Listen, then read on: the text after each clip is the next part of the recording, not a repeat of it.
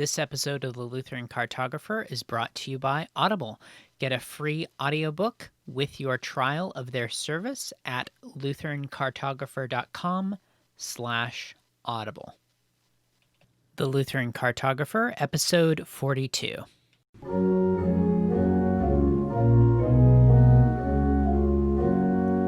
Welcome to the Lutheran Cartographer, the podcast where I explore what it's like to be Lutheran in different places. I'm your host, Nicholas Weber. Today we are going to Sioux Falls, South Dakota to talk to Pastor Matthew Nix of Christ Lutheran Church. Pastor Nix, welcome to the show. Nice to be with you. All right, so help orient us geographically. Where exactly is Sioux Falls in South Dakota? Sioux Falls is on the east end of South Dakota. If you know the interstate system, we are the intersection of I-90 and I-29. All right, good deal. So now tell us a little bit about yourself and how you ended up there in Sioux Falls. I was placed here actually out of the seminary. Went to the seminary after I'd been out working for a while. My wife was not excited when I first introduced the idea to her. She was very happy where she was and didn't wish to give up our former careers. But after a while, she had opportunity to visit one of our seminaries to take a sign language course. And about halfway through that, the opportunity for me to be a pastor was not the worst thing she could see. I see. That makes sense. So tell us a little bit more about where you've been in terms of, before you got to South Dakota, where were you in the country? Okay, I was born in Minneapolis, lived a couple places in Minnesota. My parents are both out of Grand Rapids, which is northern Minnesota, and lived up there for a while. I've lived in northern Illinois and central Washington State. Most of my life was in central Oklahoma, and then the seminary in St. Louis. I did a vicarage for a year in Toledo, back to St. Louis, and then here. I see. How would you compare some of the other places you've been with Sioux Falls? When we met in person, one of the things you mentioned was how much less crime there was. What are some of the, could you say more about that and maybe some of the other contrasts that you noticed? Okay. Compared to the seminary and my vicarage in St. Louis and Toledo, Ohio, much less crime here. It was kind of interesting when I was talking with one of the people that I was going to meet with when I came here to look for a house. They were talking about how far things were from everything and how bad some of the crime is. And I get here and you can get anywhere in town in 20 minutes, probably 23 now that we've expanded. And the crime, when I first moved here, there really was not a place in town I would not have trusted my wife and child to be any time of day. Now I've become accustomed to the lack of crime, and over almost 30 years, crime has increased a little bit. There's probably a few places that I would not encourage my wife to go in the middle of the night. St. Louis and Toledo, just very much a lot more crime. When you got here, you didn't hear if the murder happened, you heard about it forever. In St. Louis and Toledo, you didn't hear about murders unless it was some famous person, some new unique way of doing it, or multiple people. I see. Any other things that you noticed as kind of big differences between Sioux Falls and some of the other places you've been, or is that the main one? That was part of it. Sioux Falls, very much a family-oriented town. As far as raising a family, I think it's the best place to have children and be able to raise them. Again, not a lot of crime, pretty conservative in general, although you get a lot of the more liberal aspects of life coming in at you from some of the colleges and just some of the other people around here. But it's not bad. It's nothing that you can't deal with. I like it up here opposed to Oklahoma. Part of the reason I did not care for Oklahoma was I like the seasons. And in central Oklahoma, you really don't get them. Here you get most of the seasons. We are kind of flat here, but you still get the scenery. There are places to go if you like hiking and stuff. And if you want to take a couple days, you just head out to the west end of the state to the Black Hills. Excellent. All right, so now we've started to talk about it. Let's dive a little more into what are some of the best things you think about Sioux Falls. You've mentioned family friendliness, the seasons. What other things would you say these are great things about Sioux Falls? They're becoming more friendly to bicyclers. And this last year, I started riding a bicycle most every place I go. They've got a nice trail system, and they're starting to get the roads where they have bicycle lanes and stuff, so that's not bad. If you enjoy the winter seasons and enjoy snowboarding and skiing, we do have a ski hill in town here, which my children, when growing up, enjoyed it, but they also enjoyed mocking it and how small it was, especially after they got to go out to Colorado and ski on real hills. But after a while, they finally understood that this was pretty good, because if they lived in Colorado, they all close down when it gets dark. Our ski hill is fully lit, so they can finish school, get to the ski hill, and still ski for about 6 hours because it didn't close until 10 o'clock. Also, we have scenic areas. Like I said before, we've got state parks and stuff that you can go out if you like camping and hiking and stuff. We also have our namesake downtown, the Falls, which over the past 30 years, they've done a really nice job of cleaning up and turning it into a pleasant tourist attraction. It's kind of nice just to go down there a couple times a year during the different seasons to see the waters flowing, to see the ice hanging over the falls and stuff. Just kind of friendly that way. Great. What are some of the challenges to living in Sioux Falls? The challenges are, we're big enough to have most things, but there's a few things that they just don't have. So you've got to travel about 5 hours to the next, well, I guess 3.5 down to Omaha, or about 5 hours up to Minneapolis if you want to do theater and some of those things that they do have a little bit here, but not much. They have decent restaurants here. If you wanted to go to something that is outstanding, you wind up going to one of the bigger cities or something. Okay.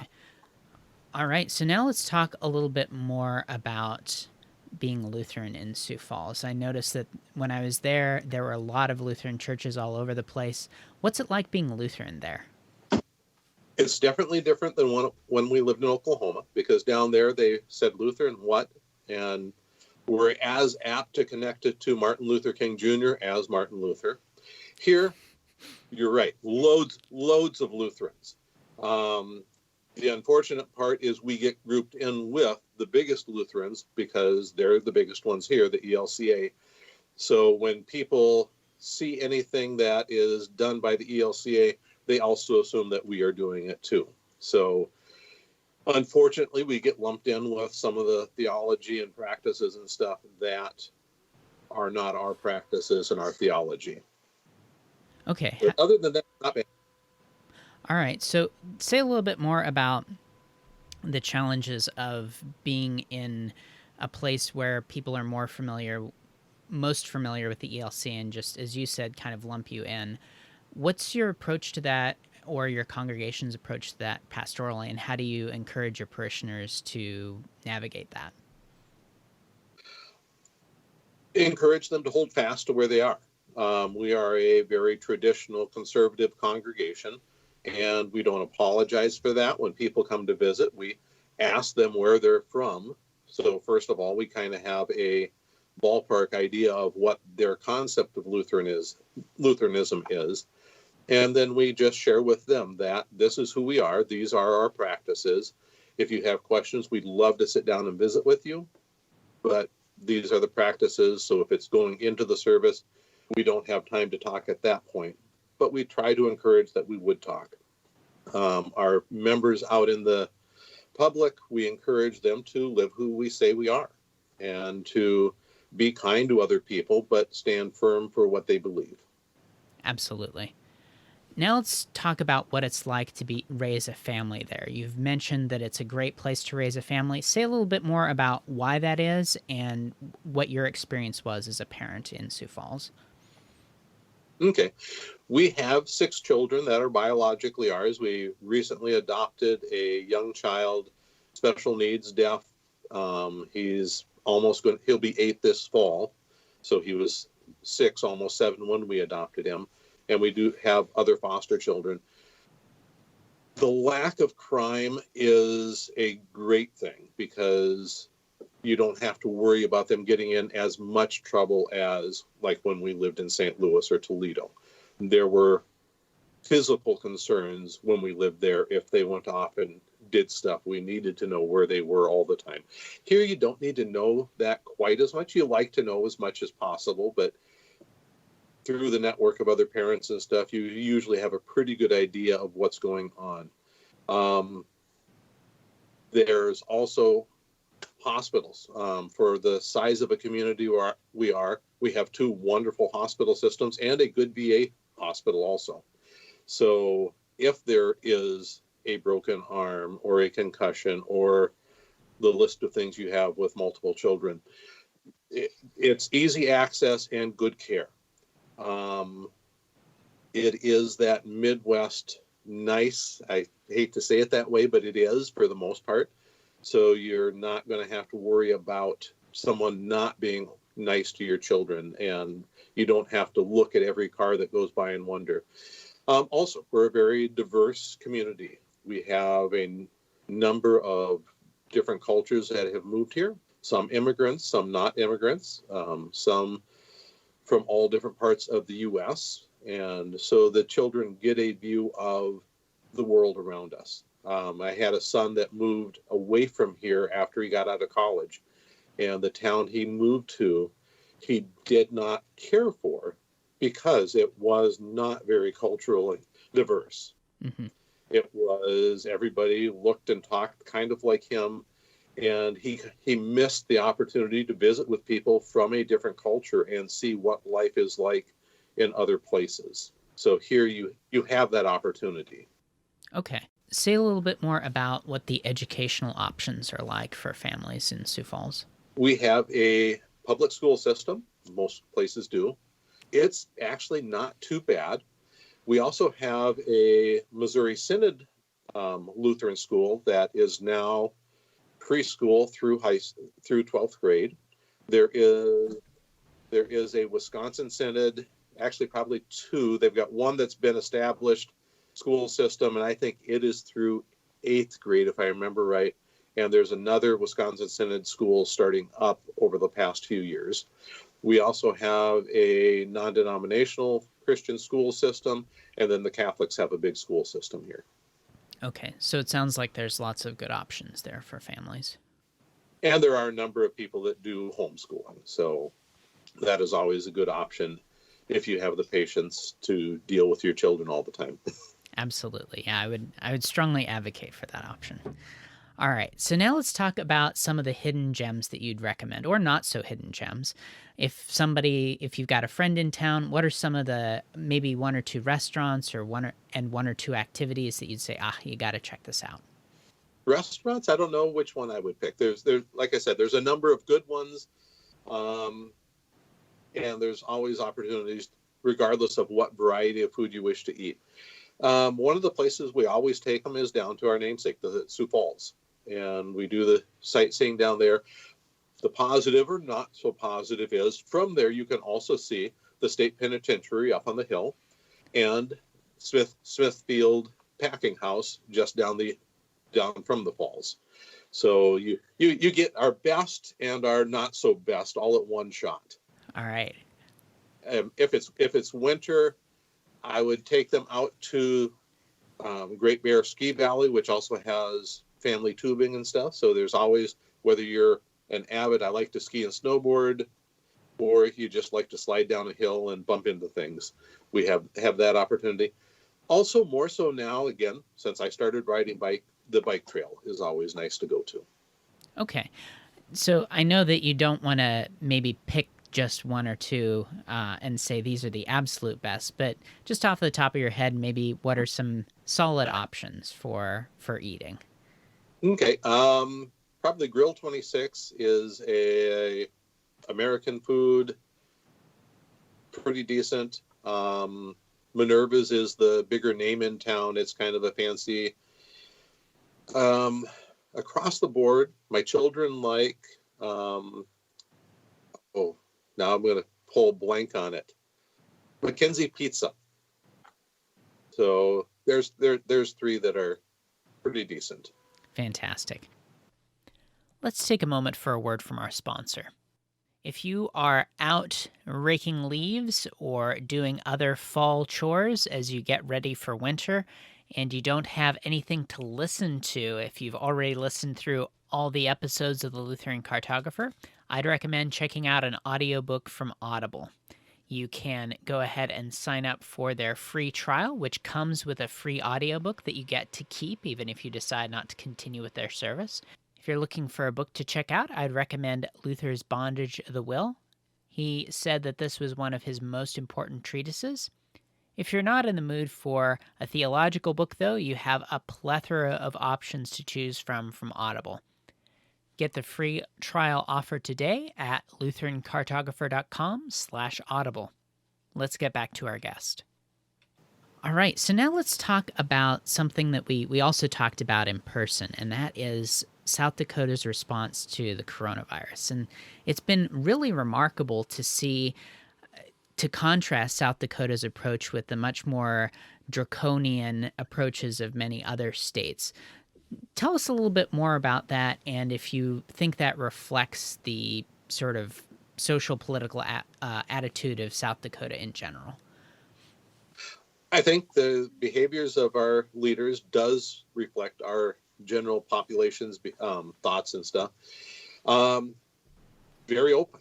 Our governor, who has made numerous news and other channels around the U.S. here recently, did not really do much. She let the people decide, okay, if you want to close down, you do. If you don't have to.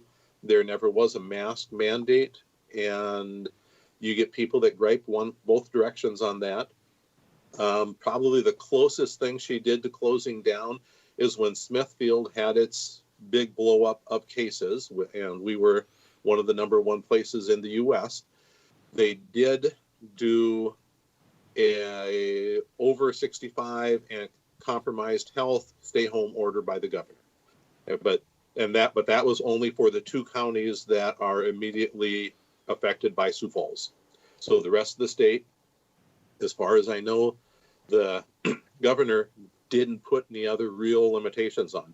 Within our city, our mayor, they did do a 10 patron rule for a while, but that was for bars, restaurants, casinos, sporting venues, places of entertainment, and I'm forgetting one other, but it wasn't for everything. Churches were never told to close down. Most of the businesses were never told to close down. Now, many did just because of health concerns, but many did not. Yeah, it was very interesting for me when I walked through downtown Sioux Falls, how there was a diversity of how people approached it. Like some businesses were insisting on masks, some weren't. It was very refreshing as opposed to the more kind of all across the board approaches that many other places have taken, which is interesting. We had visitors come through yesterday from Texas, and they were astounded at the park that almost nobody had masks on. Mm. So, and I wasn't. I mean, I enjoy that. I mean, if you use common sense and you keep your distance, you play nice and stuff. Are some people going to get ill? Yes. But same thing happens with the flu and everything else. So you need to be cautious. Yeah. Let's talk a little bit more about the culture of South Dakota. One of the things that we talked about with Pastor Worm up in Brookings was a contrast between East River and West River. What would you say to somebody that's maybe thinking about moving to South Dakota that what should they be aware of in terms of your thoughts about the general culture and what sort of person fits in well in South Dakota and especially in Sioux Falls? Okay. Overall, our culture is fairly conservative, fairly let me make my own decisions and do what I wish to do. In the larger cities, it's becoming a bit more liberal, a bit more wanting to control how people do things. In Sioux Falls, you had some good-sized groups that wanted to have more rules put on us during COVID. Out in the country and stuff, not so much. You mentioned the difference between East and West River. West River, much more sparse as far as population. So, and the people out there are much more independently minded than East River is. If you don't mind flat land, Sioux Falls is the place to be. There are things to do there. Like I said, the hospital systems and stuff are great here. If you like more outdoors activity, probably the west end of the state, because we have the Black Hills out there, is the place for you. But again, both are going to be similar in mindset. And when you hit the bigger cities on either end, that mindset's going to change some, but not immensely. That makes sense. All right. So now as we start closing out the podcast, I want to make sure that I give you the opportunity to talk about any of the things that you'd like to send our listeners to, whether it's your church's website, places to follow you online. Where would you like to send our listeners? Our church's website is ChristLutheranSiouxFalls.org, and go there and look, and you can find out who we are. We, again, as a congregation, we're a very traditional, conservative congregation. We were one of the few that did not actually close down at all during the pandemic. We have a population and a size of a facility that allowed us to do social distancing without saying, okay, you're only allowed to sit here, here, and here.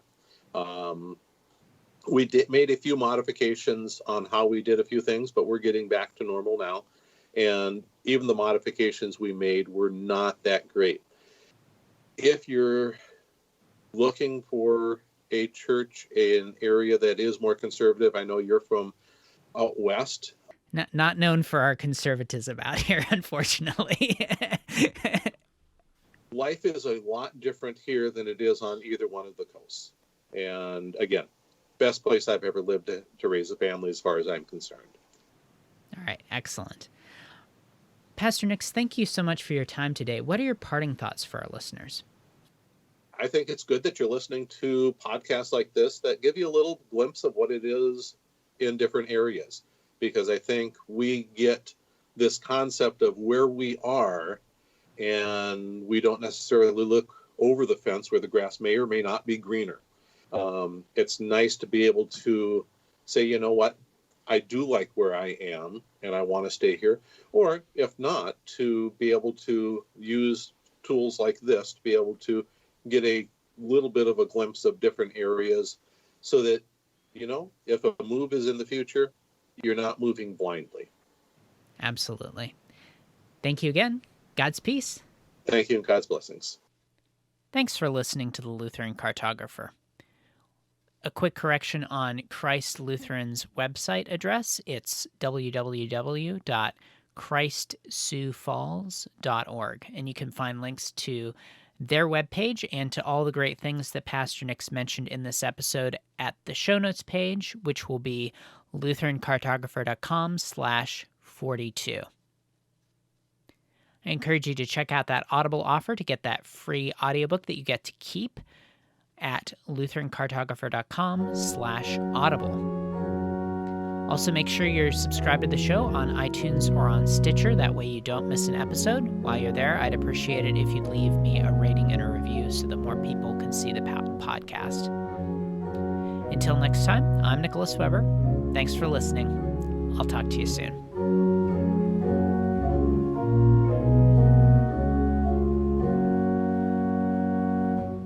This episode of the Lutheran Cartographer is brought to you by Audible.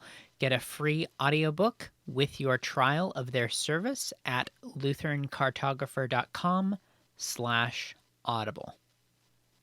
The